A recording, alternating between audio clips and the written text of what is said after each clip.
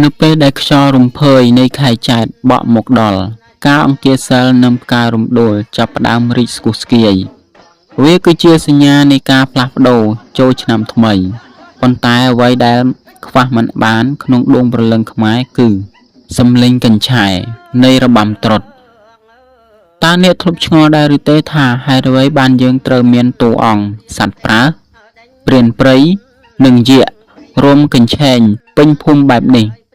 តើរបាំនេះមានប្រភពមកពីណាឲ្យពិតប្រាកដថ្ងៃនេះយើងនឹងទៅស្វែងយល់អំពីប្រវត្តិនៃរបាំមួយនេះទាំងអស់គ្នា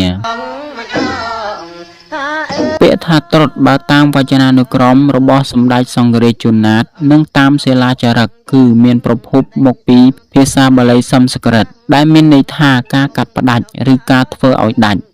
ក្នុងជំនឿខ្មែរយើងនេះមិនមែនគ្រាន់តែជាការរួមលេងសប្បាយនោះទេប៉ុន្តែគឺជាពិធីមួយសម្រាប់បោសសម្អាតការកាត់ផ្ដាច់គឺសំដៅទៅលើការផ្ដាច់រាល់ឧបទ្រពចង្រៃភាពស៊យនិងរឿងរ៉ាវមិនល្អទាំងឡាយដែលបានកើតឡើងក្នុងរយៈពេល12ខែកន្លងមកដើម្បីកុំឲ្យវាតាមលងបន្លាចយើងរហូតដល់ឆ្នាំថ្មីនេះហើយគឺជាមូលហេតុដែលគេប្រារព្ធពិធីរបាំត្រុដិនេះឡើងក្នុងឱកាសដាច់ឆ្នាំចាស់ចូលឆ្នាំថ្មីតែប៉ុណ្ណោះបាននិយាយអំពីប្រភពកំណើតអ្នកជំនាញអរិយធម៌ខ្មែរបានកត់សម្គាល់ថារបាំត្រុដិគឺជាមរតករបស់ជនជាតិសម្រែដែលជាជនជាតិដើមភាគតិចរស់នៅតំបន់ជួរភ្នំក្រវាញនិងខេត្តសៀមរាបតាំងពីបុរាណកាលមក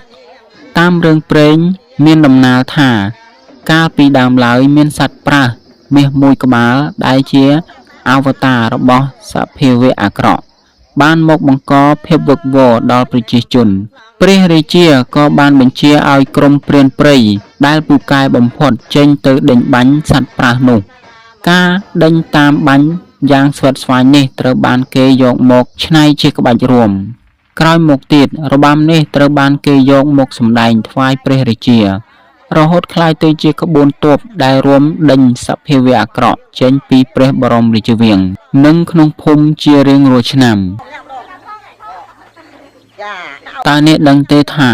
តួអង្គក្នុងរបាំត្រុដិមិនមែនគ្រាន់តែជាការតុបតែងឲ្យស្អាតឡើយតែវាជាតួអង្គដែលធៀប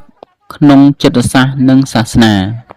សត្វប្រើសតំណាងឲ្យតណ្ហានិងភាពលប់លន់របស់មនុស្សដែលតែងតែលោតកញ្ឆេងមិនចេះឈប់ឈរចំណែកព្រានព្រៃតំណាងឲ្យសតិនិងបញ្ញាការដែលព្រានដេញបាញ់ប្រើសគឺមានន័យថាមនុស្សត្រូវប្រើបញ្ញាដើម្បីទប់ទល់និងកម្ចាត់តណ្ហាអាក្រក់ចេញពីក្នុងខ្លួនចំណែកយក្សនិងស្វាតំណាងឲ្យតុល្យភាពនៃធម្មជាតិនិងកម្លាំងដែលជួយការពារសន្តិសុខហើយចំពោះអ្នកកាន់កញ្ឆែសំឡេងកញ្ឆែដែលបន្លឺឡើងគឺជាសំឡេងជ័យជំនះនិងការដាស់ស្មារតីមនុស្សឲ្យភ្ញាក់រលឹកទទួលយកពន្លឺថ្មីក្រៅពីការដេញគ្រោះចង្រៃរបាំត្រុដិក៏មានទំនាក់ទំនងយ៉ាងស្អិតរមួតជាមួយនឹងកសិករខ្មែរផងដែរខ្មែរយើងជឿថាការសម្ដែងរបាំត្រុដិគឺជាការបន់ស្រន់សុំទឹកភ្លៀងកាលណាគេរួមកាន់តែសប្បាយទេវតានឹងមានចិត្តត្រេកអរហើយបង្អុរភ្លេងមកឲ្យដីស្រែកាន់តែច្រើនចំណែកថវិកាឬទានវត្ថុដែលម្ចាស់ផ្ទះប្រគល់ឲ្យក្រុមរបាំមិនមែនជាការបង់ថ្លៃសម្បត្តិទេតែជាបច្ច័យដែលក្រុមរបាំនឹងយកទៅប្រគេនដល់វត្តឬកសាងសមិទ្ធផលក្នុងភូមិជាដើមដែលនេះសបញ្ជាក់ពីស្មារតីចែករំលែកនិងសាមគ្គីភាពក្នុងសហគមន៍ខ្មែរយ៉ាងពិតប្រាកដរបាំត្រុដិគឺជាកញ្ចក់ឆ្លុះបញ្ចាំងពីអត្តសញ្ញាណជំនឿនិងភាពវៃឆ្លាតរបស់បុព្វបុរសខ្មែរតាមរយៈការយល់ដឹងពីអត្ថន័យដ៏ជ្រៅជ្រះនេះសង្ឃឹមថាបងប្អូនកាន់តែស្រឡាញ់និងចូលចិត្តថែរក្សាមរតកអរូបីមួយនេះឲ្យកាន់តែនៅគង់វង្សជារៀងរហូតក្នុងឱកាសឆ្នាំថ្មីនេះសូមឲ្យរបាំត្រុដិជួយបោសសម្អាត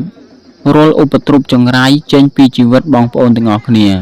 សូមអរគុណជួបគ្នានៅវីដេអូបន្ទាប់ในกำพลังพลังไอ้ยาน้องเคลียร์เองจัดจังเก็บบริษัทในเรือบัง